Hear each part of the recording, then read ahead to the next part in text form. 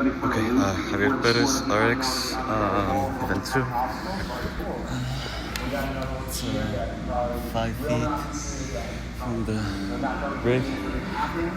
To not having your training buddies, to being in your garage for 3 months. COVID was absolutely devastating. So as the news rolls in that more and more countries are going into lockdown, what that means is thousands of small business owners that can't train their clients in person. And so the uncertainty and the just desperation from the community was really, really intense. So it's been a hard year with COVID as being an affiliate owner across the big D in Dallas, Texas. It used to be a labor of love, and now it's a labor of survival. Our affiliate was shut down, and my wife gave birth to our 7-month-old. So the same week, March 19th. 89% of all gyms across the globe closed, and 96% of all gyms in the United States closed. We were shut down for 7 months. During that period, there was a ton of pressure on CrossFit to throw in the towel also, just because everybody else was doing it. But that's just not the spirit of CrossFit. You saw the Olympics get postponed. You saw the NBA season get postponed. You saw the MLB season get postponed. And suddenly it started to kind of weigh in that despite what I see as a very steadfast CrossFit community, that this thing is quickly moving out of their hands, and there may not be a season anymore. Saving the games was not like the priority, right? It's like saving CrossFit. In May of 2020, not only was the CrossFit community dealing with the COVID thing and whether or not they could survive as businesses, affiliates around the world were shutting their doors. Here in the United States, there was major social upheaval after the murder of George Floyd. Riots start happening, big conversations start occurring inside the CrossFit community, and CrossFitters are coming out and saying, hey, we want to hear from the global entity here. And there was this intense pressure through social media especially to say something. And the problem was CrossFit's not a reactive organization. Almost everything we publish is evergreen, and it's about fitness and nutrition and things that are unchanging. And we were just unprepared, I think, to have any type of statement as a fitness company about what was going on. But the fact that there was just radio silence really upset a lot of people, because again, it doesn't take a lot just to say, we know there's a problem, we understand what we have to do, we support changing this, and we're going to try and find a way. That's all I think they needed to do, but there was none of that. 9, 10.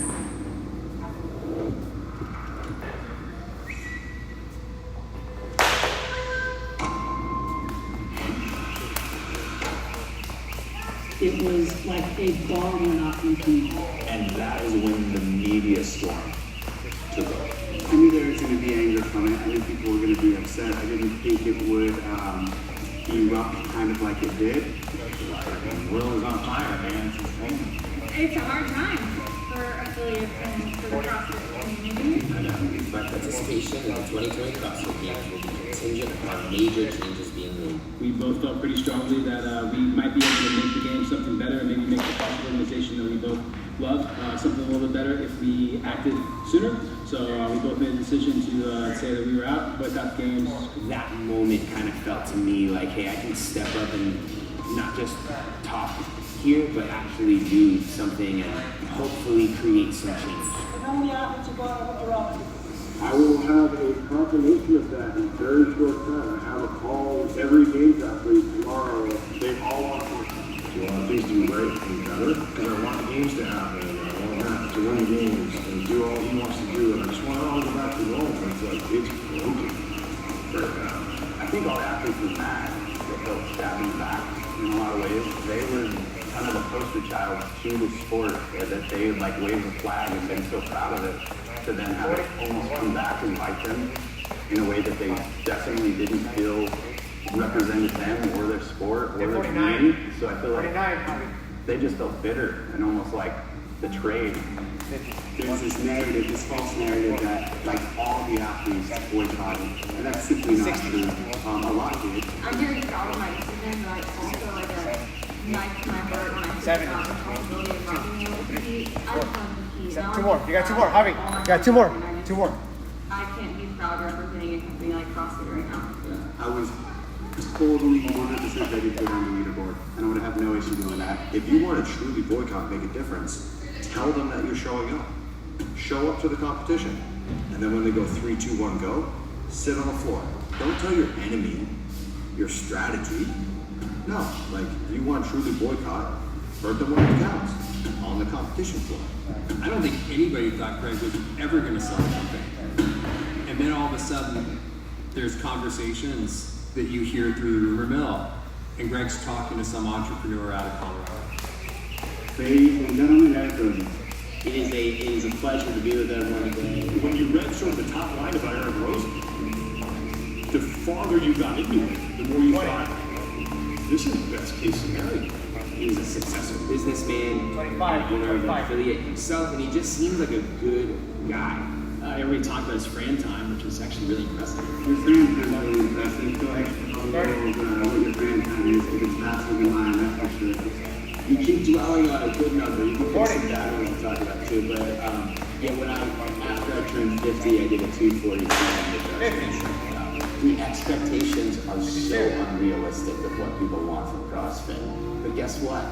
What CrossFit does for us is so unrealistic. So we set our own expectations by being this incredible alchemical force in people's lives for so many different types of people that we've set this bar, that we do have this magic and we are unrealistic. So then the question was, how do we live up to that? So my job wasn't to burst the bubble, it was actually to really try to think really expansively about what we can be in the future and then not get completely overwhelmed.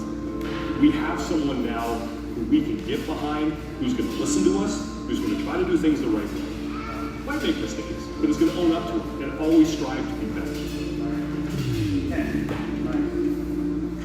100.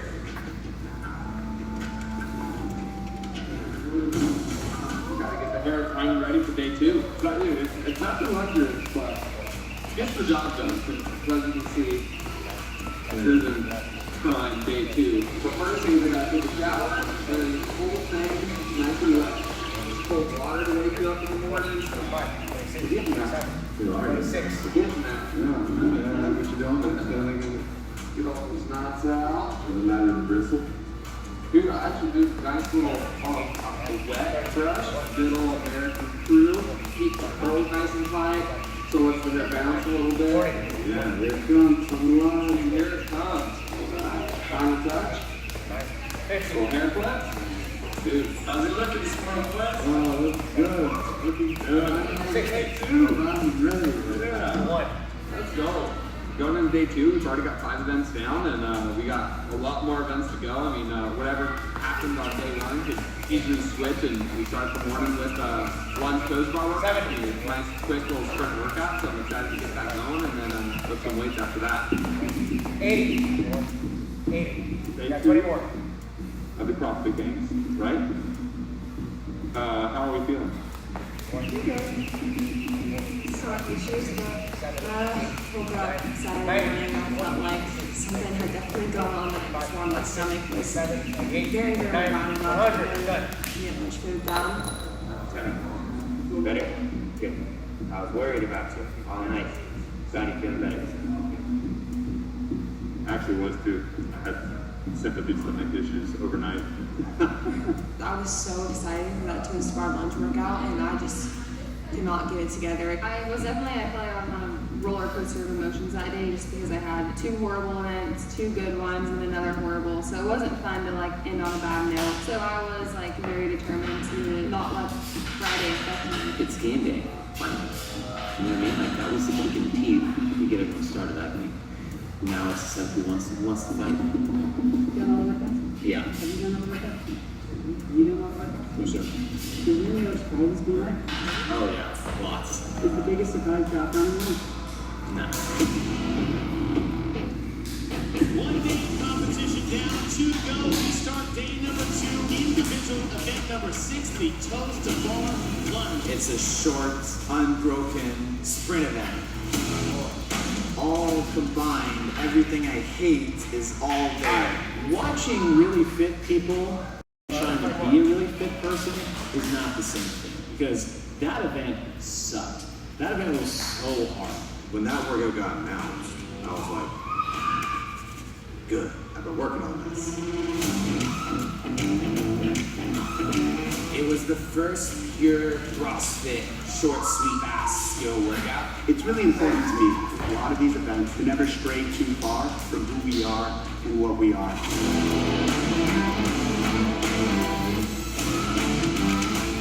Noah had to swing hard at that total bar lunge workout. For him to get any chance of being in the mix for the rest of the weekend, like, he had to win that event. And he came out flying.